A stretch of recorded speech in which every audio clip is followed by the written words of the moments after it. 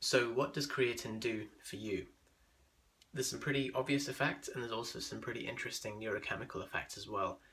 First of all, it increases muscle creatine content. Now that sounds obvious, why would you study that?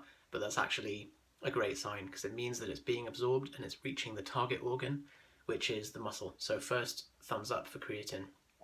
The next thing increases power output, and that's likely through the mechanism that I outlined in the previous video, and that can actually, in beginners, increase power output by up to 100% more than without creatine.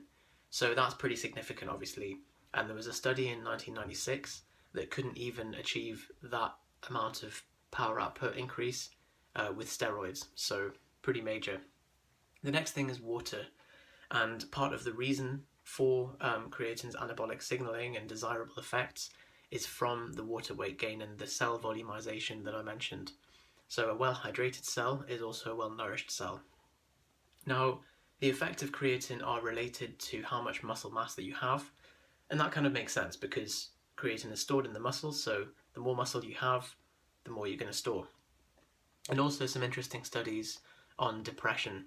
Now, there's still only a few and it's relatively new, but there's a possibility that creatine will be a big player in the treatment of depression in the future. So the more mild effects include reduced muscle damage, this is quite slight but noted in the data, and also improvement in cognition. Now that's more pronounced in vegetarians and older populations, and it's less pronounced in young omnivores, but the mechanism is still there, and that's probably also because aging populations and vegetarians are slightly more deficient in creatine, so you're bringing up those levels to normal levels.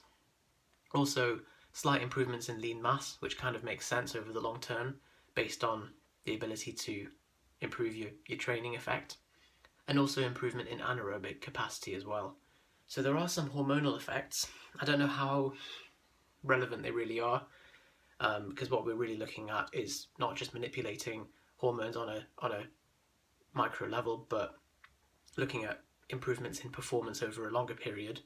But there are favourable improvements in the testosterone-cortisol ratio and mixed effects on growth hormone, and that's context dependent depending on which direction that it moves it. Also with people with brain injury, it seems to improve resistance to fatigue as well.